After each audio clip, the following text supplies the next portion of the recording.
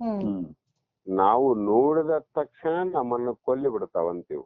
ಹ್ಮ್ ಎಷ್ಟೋ ಜನ ಈಗ ಪ್ರಾಯಕ್ಕೆ ಬರದಿರುವಂತ ಹುಡುಗರು, ಹ್ಮ್ ಹುಡುಗಿಯರು, ಹ್ಮ್ ಅಥವಾ ಇನ್ನ ಯಾವುದೇ ಚಿಕ್ಕ ವಯಸ್ಸಿನಲ್ಲಿ ಆಸೆ, ಆಕಾಂಕ್ಷೆ, ಆಕರ್ಷಣೆಗೊಳಗಾಗಿ ಹ್ಮ್ ಅದನ್ನ ಪಡಿಬೇಕು ಅನ್ನುವಂತ ಪ್ರಯತ್ನದಿಂದ ಹ್ಮ್ ಕುಟುಂಬದಲ್ಲಿ ಸಮಸ್ಯೆ, ಹ್ಮ್ ತಂದೆ ತಾಯಿಗಳಿಗೂ ಉಪಟಳ, ಹ್ಮ್ ಅದು ದೊರೆಯದೇ ಇದ್ದಾಗ ಪ್ರಾಣ ಹತ್ಯೆ ಕೂಡ ಜಗತ್ತಿನಲ್ಲಿ ಬಹಳಷ್ಟು ನಡೆದು ಉಂಟು.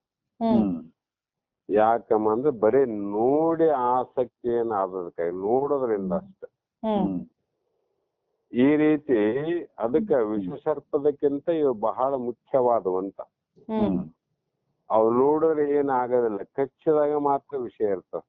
ಹ್ಮ್ ಇದನ್ನ ಸುಸ್ಥಪಡಿಸೋದಕ್ಕೋಸ್ಕರವಾಗಿ ಹ್ಮ್ ಮುಂದಿನ 78ನೆಯ ಶ್ಲೋಕದಲ್ಲಿ ಹ್ಮ್ ವಿಷಯಾಶ ಮಹಾಪಾಶೋ ಧೂ ವಿಮುಕ್ತ ಹ್ಮ್ ಸುದುಸ್ತ್ಯಾಜಾತ ಸ ಏವ ಕಲ್ಪತೆ ಮುಕ್ತೈ ಹ್ಮ್ ನಾಣ್ಯ ಹ್ಮ್ ಷಟ್ ಶಾಸ್ತ್ರ ವೇದ್ಯಪಿ ಅಂತ ಈ ಶ್ಲೋಕದ ತಾತ್ಪರ್ಯ. ಹ್ಮ್ ಅಂದರೆ ವಿಷಯಗಳಿಂದ ಬಿಡಿಸಿಕೊಳ್ಳಲು ಬಹಳ ಕಷ್ಟಕರವಾಗಿರುವ ಹ್ಮ್ ಈ ವಿಷಯ ಅಭಿಲಾಷೆ ಎಂಬ ಮಹಾಪಾಶದಿಂದ ಹ್ಮ್ ಯಾವನು ಬಿಡುಗಡೆ ಹೊಂದಿರುವನು ಹ್ಮ್ ಅವನು ಮಾತ್ರ ಮುಕ್ತಿಗೆ ಅರ್ಹರನು, ಹ್ಮ್ ಇಲ್ಲ ಅಂದ್ರೆ ಅನರ್ಹರು ಅಂತ ಅರ್ಥ. ಹ್ಮ್ ಹೀಗಲ್ಲದೆ ಹ್ಮ್ ಬೇರೆಯವನು ಷಡ್ ದರ್ಶನಗಳನ್ನ ತಿಳಿದವನಾದರೂ ಹ್ಮ್ ಆ ವ್ಯಕ್ತಿ ಮುಕ್ತಿಗೆ ಅರ್ಹನಾಗುವುದಿಲ್ಲ, ಹ್ಮ್ ಅವನು ಅನರ್ಹನೇ. ಹ್ಮ್ ಏನ್ರಿ ಷಡ್ ದರ್ಶನ ಅಂದ್ರೆ ಷಡ್ ಶಾಸ್ತ್ರಗಳನ್ನೇ ಹ್ಮ್ ಅವರು ತಿಳಿದವರು ಅವ್ರು ಹೇಗೆ ಮುಕ್ತಿಗೆ ಯೋಗ್ಯವಾದವರು ಅಲ್ಲ ಅಂತ ಹೇಳ್ತಾರಂದ್ರೆ,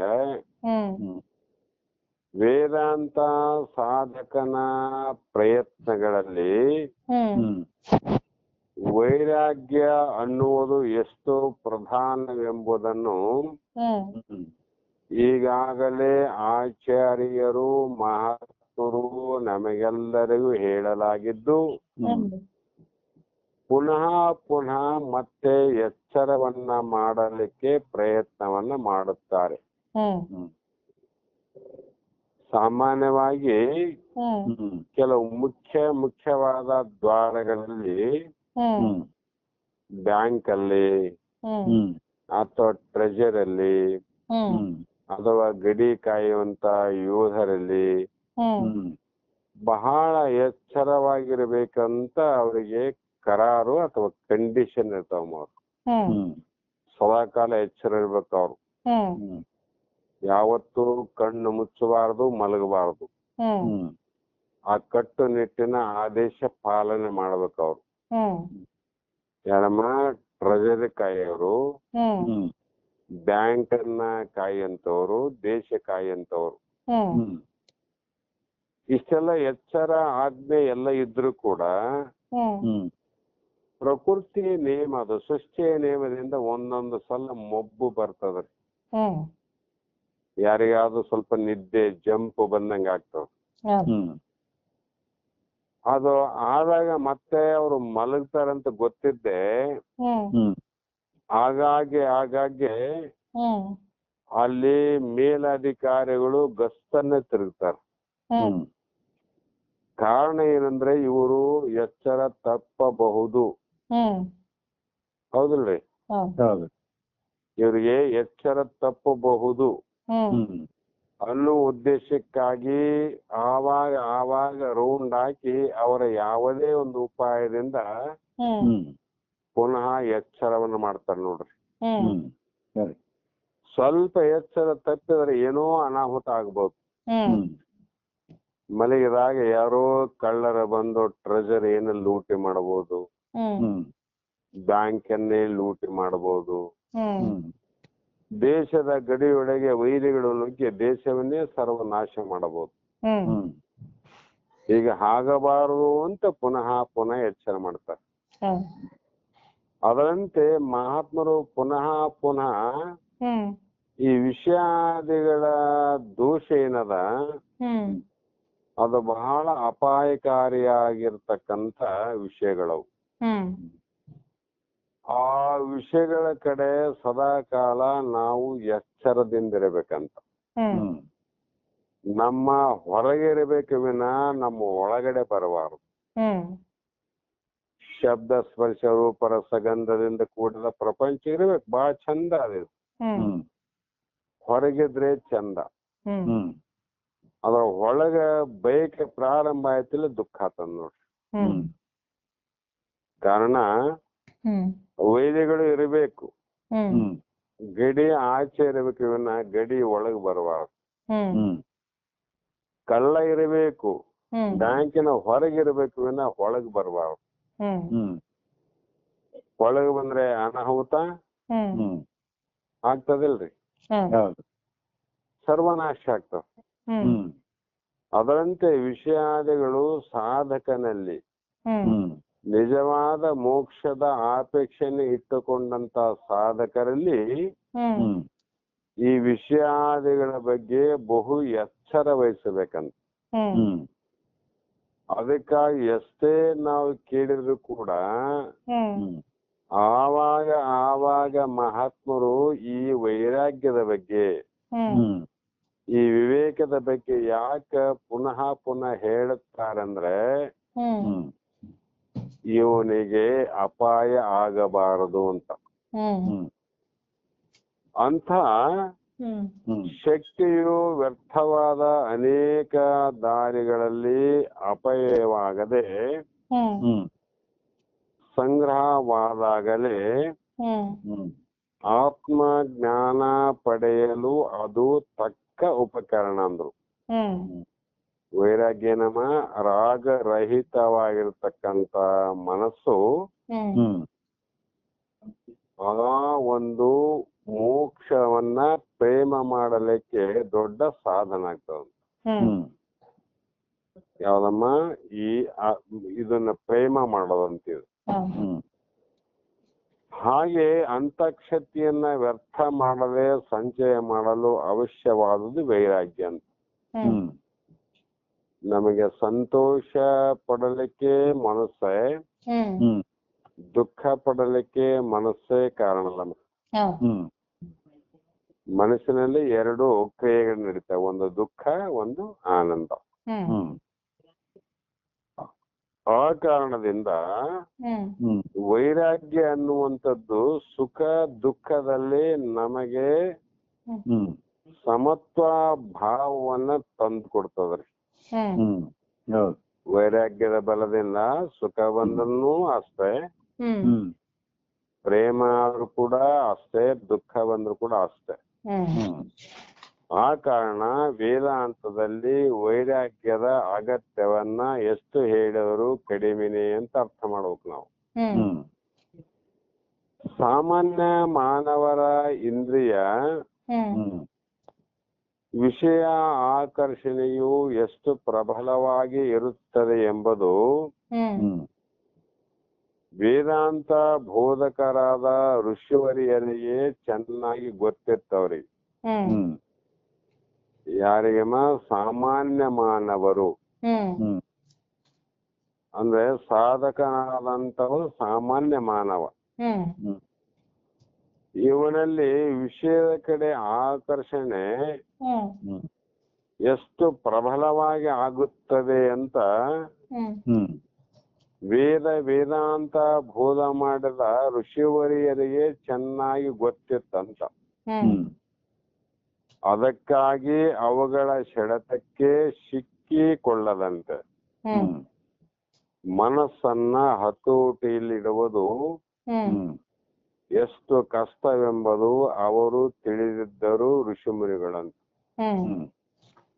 ಸೈನಿಕರಿಗಿಂತ ಅವನು ಟ್ರೆಜರಿ ಕಾಯುವವನಿಗಿಂತ ಅದನ್ನ ಲೂಟಿ ಮಾಡೋದು ಹೇಗೆ ಅನ್ನೋದು ಅಧಿಕಾರಿಗಳಿಗೆ ಗೊತ್ತಿತ್ತು ನೋಡ್ರಿ.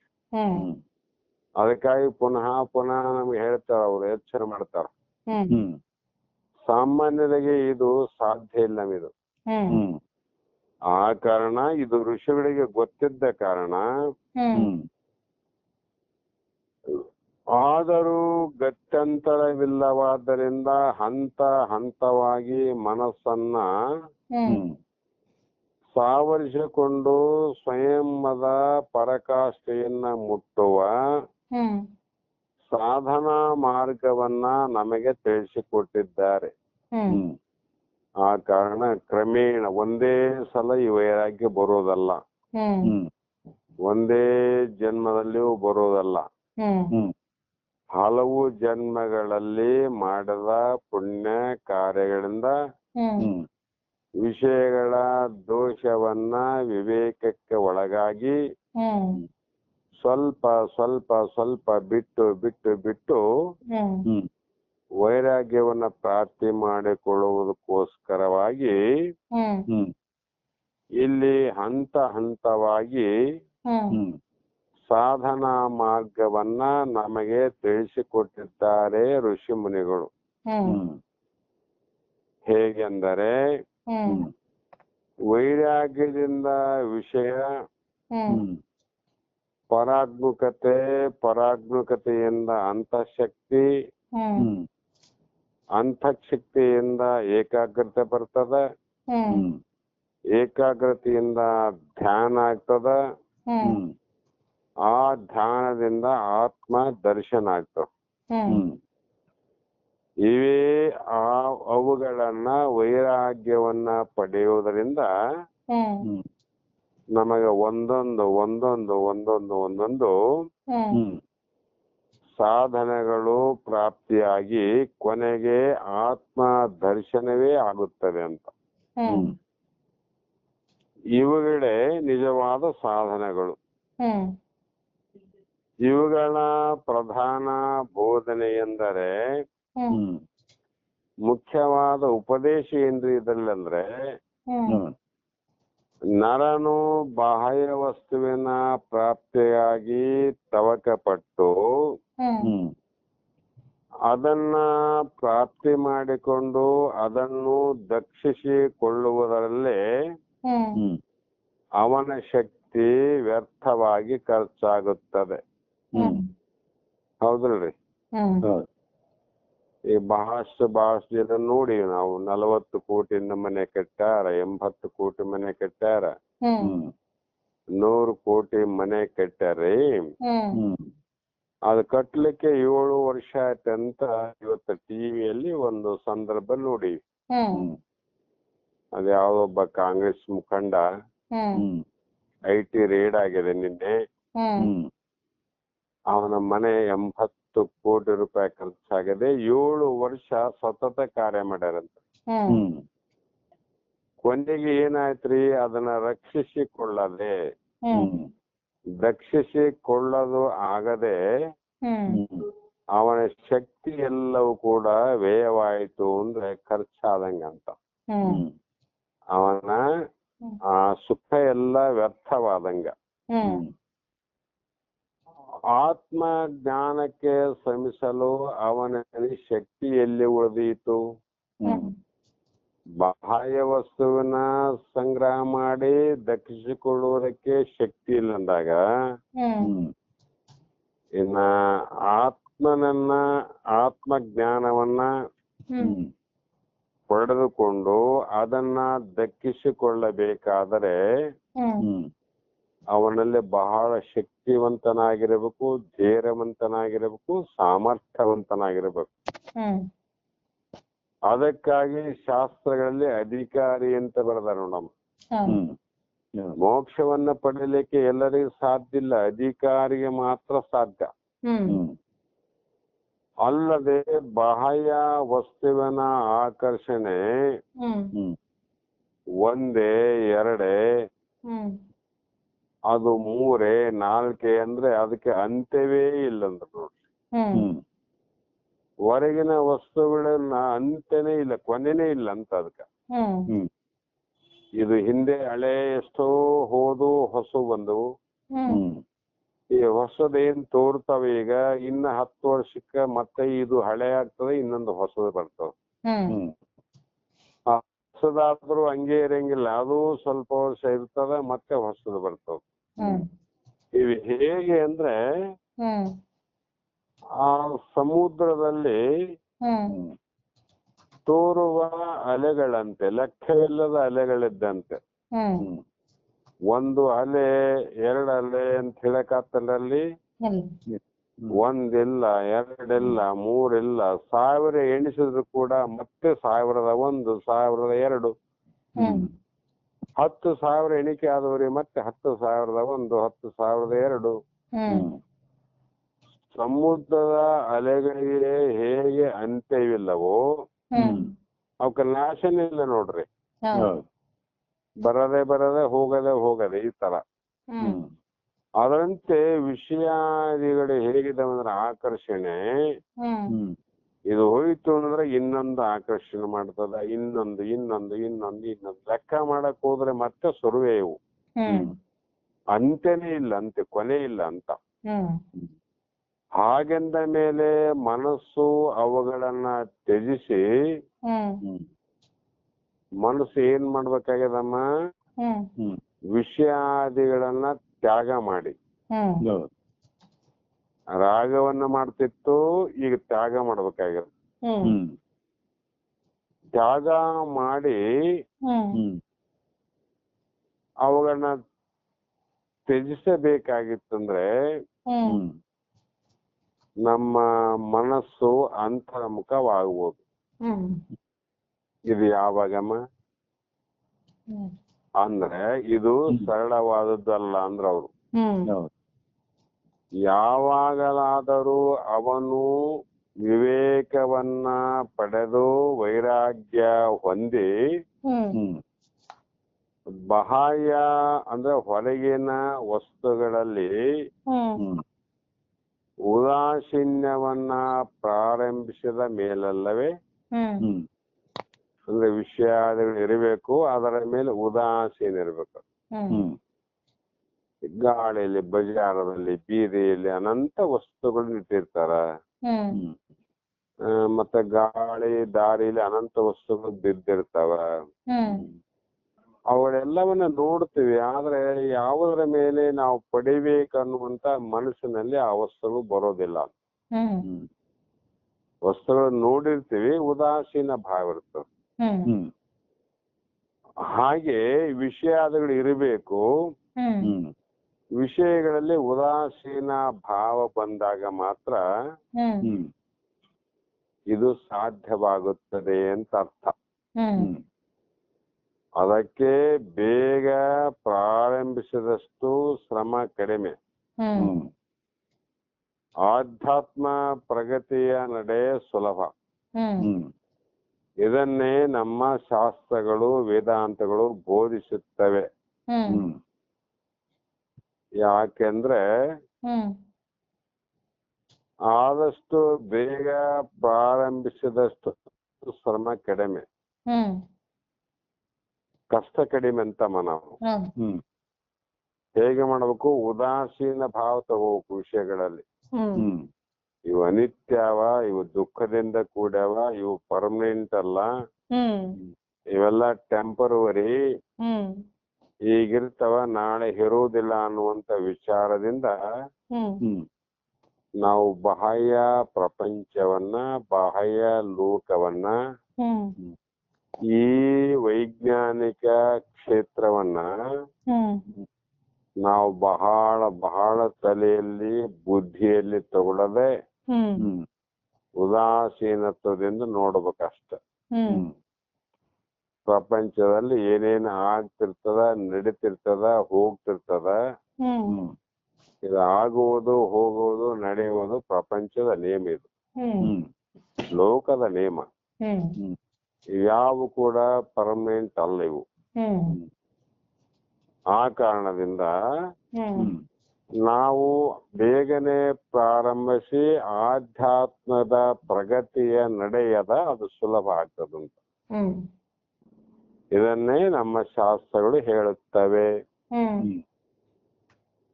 ಹಾಗೆ ವೈರಾಗ್ಯದಿಂದ ಆಧ್ಯಾತ್ಮದ ಕಡೆಗೆ ತಿರುಗಿದವರಿಗೆ ಮುಕ್ತಿಯ ಸಾಧ್ಯತೆ ಅಂದ್ರೆ ನೋಡ್ರಿ. ವೈರಾಗ್ಯದಿಂದ ಈ ಕಡೆ ಬರ್ಬೇಕಮ್ಮ ಆಧ್ಯಾತ್ಮದ ಕಡೆಗೆ. ಪ್ರೇಮವನ್ನ ಲೌಕಿಕ ವಿಷಯಾದಿಗಳಲ್ಲೇ ಪ್ರೇಮವನ್ನು ಇಟ್ಟುಕೊಂಡು ಆಧ್ಯಾತ್ಮದ ಕಡೆಗೆ ಬಂದ್ರೆ ಅವರು ನಿಜವಾಗಿ ಕೂಡ ಆಧ್ಯಾತ್ಮದಲ್ಲಿ ಪ್ರಗತಿಯನ್ನ ಪಡೆಯಲಾರರು. ಯಾಕಂದ್ರೆ ಒಂದು ಬಿಟ್ಟರೆ ಇನ್ನೊಂದು ಸಿಗ್ತದಮ್ಮ. ಈಗ ಸಾಮಾನ್ಯವಾಗಿ ಪುಂಗಿ ಊದೋದು ಪುಟಾಣಿ ತಿನ್ನೋದಂತ. ಬಾಯಲ್ಲಿ ಪುಟಾಣಿ ಹಾಕಿಕೊಂಡೇವಮ್ಮ. ಆ ಪುಟಾಣಿ ತಿನ್ನಬೇಕು. ಆಮೇಲೆ ಒಂದು ಪುಂಗಿ ಬಾಯಿಂದ ಊದಬೇಕಂದ್ರೆ ಅಲ್ಲಿ ಏಕಕಾಲದಲ್ಲಿ ಎರಡು ಮಾಡ್ಲಿಕ್ಕೆ ಬರುದಿಲ್ಲ. ಪುಟಾಣಿ ತಿನ್ನೋದು ಬಿಟ್ರೆ ಪುಂಗಿ ಊದಕ್ ಬರ್ತಾವ. ಹೌದಲ್ರಿ? ಪುಂಗಿ ಊದಿದ್ರೆ ಪುಟಾಣಿ ತಿನ್ನಕ್ ಬರೋಲ್ಲ ಅಂತ. ಅದರಂತೆ ವಿಷಯದ ಆಸಕ್ತಿಯನ್ನ ಕಳೆದುಕೊಂಡ್ರೆ ಮೋಕ್ಷದ ಕಡೆ ಬರ್ಬೇಕಾಗ್ತದ. ಮೋಕ್ಷದ ಕಡೆ ಬಂದಾಗ ವಿಷಯದ ಆಸಕ್ತಿಯನ್ನ ಬಿಡಬೇಕಾಗ್ತದ. ಈ ಕಡೆ ವಿಷಯದ ಆಸಕ್ತಿ ಇರಬೇಕು, ಮೋಕ್ಷ ಆಗ್ಬೇಕಂದ್ರೆ ಆಗೋದಿಲ್ಲ. ಪುಟಾಣಿ ತಿನ್ನಬೇಕು, ಪುಂಗಿ ಓದ್ಬೇಕಂದ್ರೆ ಆಗೋದಲ್ಲ ಅಂತ. ಈ ರೀತಿ ವೈರಾಗ್ಯದಿಂದ ಆಧ್ಯಾತ್ಮದ ಕಡೆಗೆ ತಿರುಗಿದವರಿಗೆ ಮುಕ್ತಿಯ ಸಾಧ್ಯತೆ, ವಿಷಯದ ಆಸಕ್ತರಿಗೆ ಇದು ಅಲ್ಲ.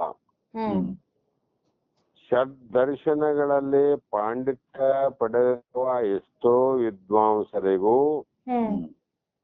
ಮುಕ್ತಿಯ ದ್ವಾರವೇನು ತಾನಾಗಿಯೇ ತೆರೆಯುವುದಿಲ್ಲ. ಇವರು ಬಹಳ ಪಂಡಿತರಾರ, ವಿದ್ವಾಂಸರಾರ, ಇಷ್ಟೆಲ್ಲ ಶಾಸ್ತ್ರಗಳನ್ನ ಹೇಳ್ತಾರಂತ ತಿಳ್ಕೊಂಡು ಮುಕ್ತಿ ಬಾಗಿಲು ಇವ್ರಿಗೆ ತಾನಾಗಿ ತೆರೆಯೋದಿಲ್ಲ. ಮದು ಕೇವಲ ಶಾಸ್ತ್ರ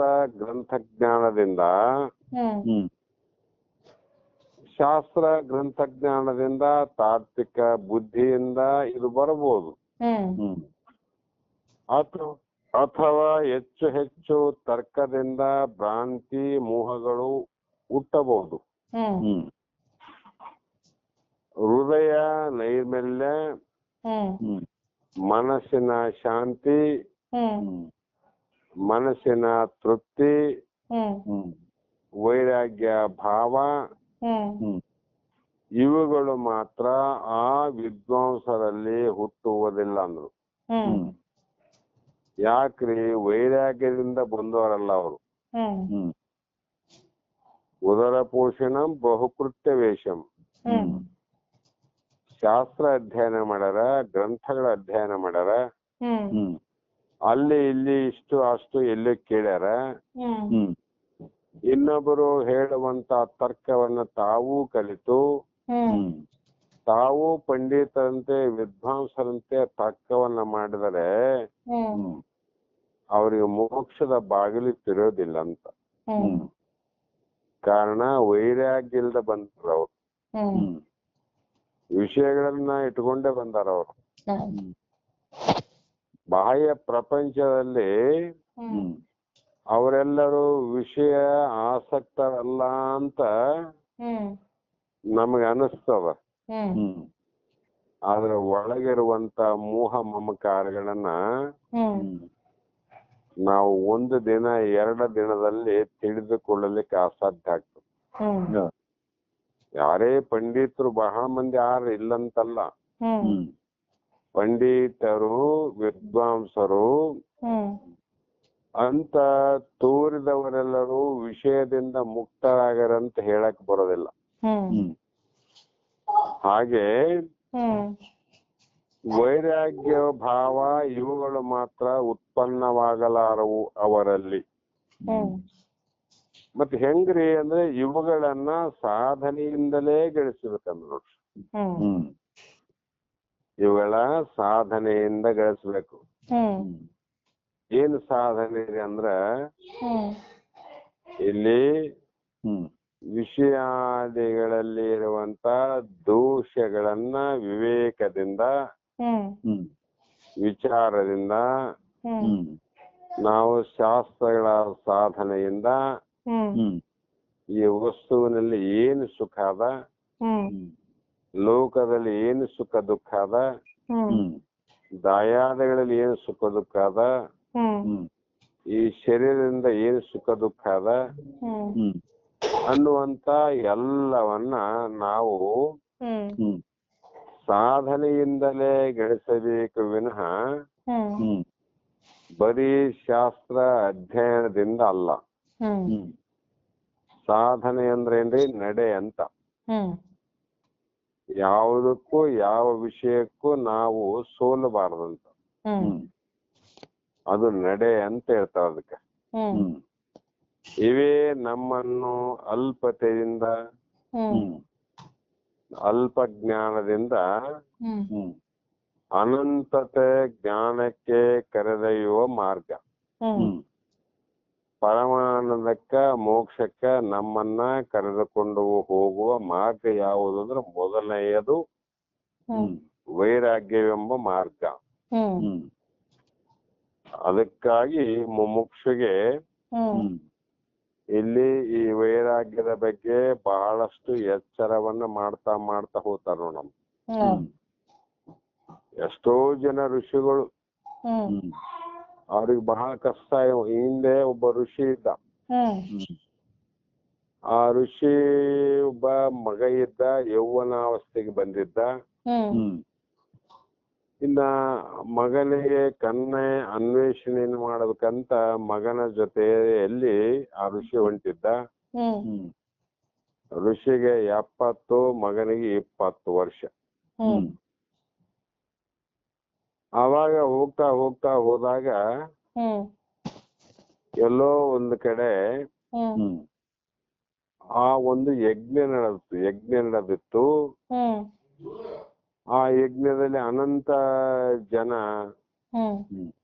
ಬಂದಿದ್ರು. ಅದನ್ನ ನೋಡಿ ಈ ಋಷಿ ಕೂಡ ಯಜ್ಞ ನಡೆದ ಯಾಕೆ ಅಲ್ಲಿ ಹೋಗ್ಬಾರಂತ ಅಲ್ಲಿ ಹೋದಾಗ ಆ ಋಷಿಗಳು ಕೂಡ ಈತನನ್ನು ಸ್ವಾಗತ ಮಾಡಿ ಉಚಿತವಾದ ಆಸನದ ಮೇಲೆ ಕುಳ್ಳಿರಿಸಿ ಎಲ್ಲಾ ರೀತಿಯ ಆತನಿಗೆ ಗೌರವವನ್ನ ಸಲ್ಲಿಸಿದ್ರು.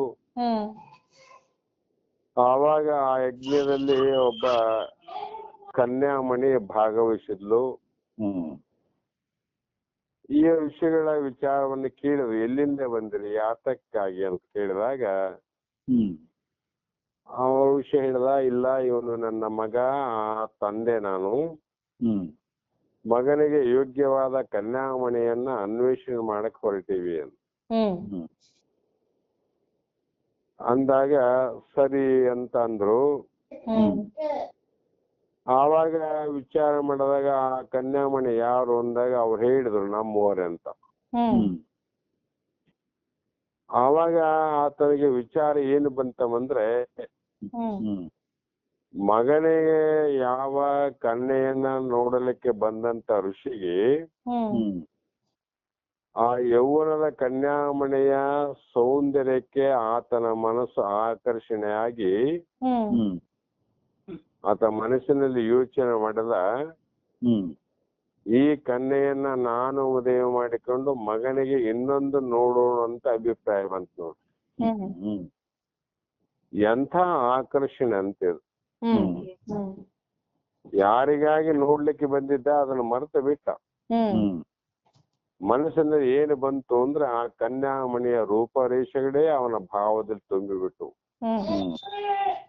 ಎಲ್ಲವೂ ಕೂಡ ಮರೆತು ಬಿಟ್ಟ ಅಂತ. ಎಲ್ಲ ಸಾಧನೆ ಮುಗಿದೈತಮ್ಮ.